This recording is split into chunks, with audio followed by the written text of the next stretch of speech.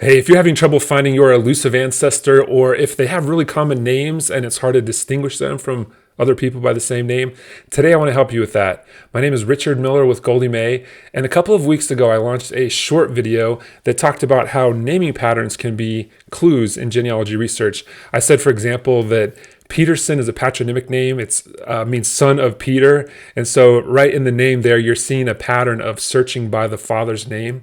And similarly, I talked about toponymic names like DuPont. That's a French word meaning of the bridge.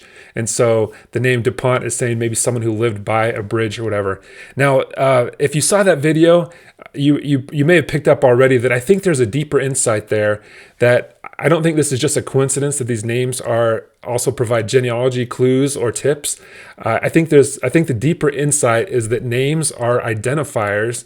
And just like when you go to the library and you ask the librarian for a certain book, he or she might say, what's the title of the book? That's the same as asking what is the name of the book. So title and name are both synonyms, and they are both ways to identify something. And similarly, if I go back to whoever was the first miller in my line, there was some point at which they said, hey, we are millers, that's our occupation, and so let's take this as our identifier to distinguish us from other people. Now, think about when you've seen, if you've seen movies or history shows about royalty, they often have really long names like the Duke of such and such, or the Protector of such and such, or the Queen or King of such and such. And they have all these titles and identifiers that distinguish them. Well, what if you were to think about your ancestor as like royalty and think about all of their identifiers? Here's one of my ancestors, Leonard Wilson. Now, Leonard Wilson is a common name. If I go into the 1900 census and search for Leonard Wilson, and I choose to make exact matches on the names, for the 1900 census, when he was age 70, there are 121 Leonard Wilsons living in the United States at that time. If I had a middle initial J, then there are 7 matching that. So it's a pretty common name. And, the name alone doesn't give a lot of identification to who this person is. It doesn't put him as a unique person in the United States or the world. But suppose we think about this ancestor like we think about royalty, that he had multiple names or titles or identifiers. Okay, I could think of him as Leonard Wilson of Ontario, Canada, who was the son of Hugh and Sarah, husband to Janette Hoselton, father of William, Flora, Ernest, etc. Also, landowner in Iowa, a farmer, and a member of the Methodist Church. Okay, now when I've added all of those titles or names to him, this starts to become a really unique person.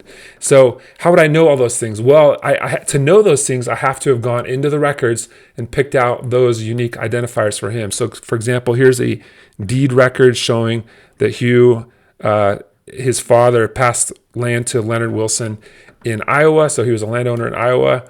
Here's a census record, 1880 Iowa census, showing that Leonard was a farmer. And then here is the Iowa census of 1915, saying that his church affiliation was Methodist.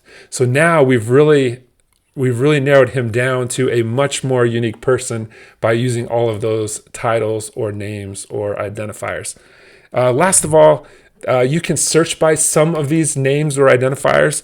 If I go to Ancestry in their general search and type in Leonard Wilson and do exact match, and then I add the father Hugh with exact match, when I search that way, I get a really good match, right number 1, a death record for Leonard James Wilson that mentions his father Hugh.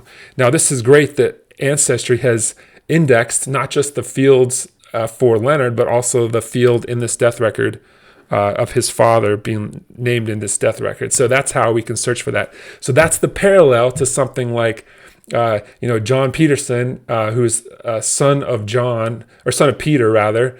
We're able to do a similar thing, even though my family might not have a patronymic name pattern. I can always still search by the father's name, and that's the point here. And here's another example. If I go to Ancestry and I can type in for his father Hugh Wilson, his father was a tailor. So I can come down here to the keyword tailor, put that in as a keyword here. It says occupation, street address, etc.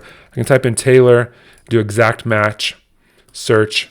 And now the two results that come up are for exactly the Hugh Wilson I want in Iowa, and he happens to be listed there as a Taylor. Unfortunately, Ancestry has indexed that field so we can search by Taylor.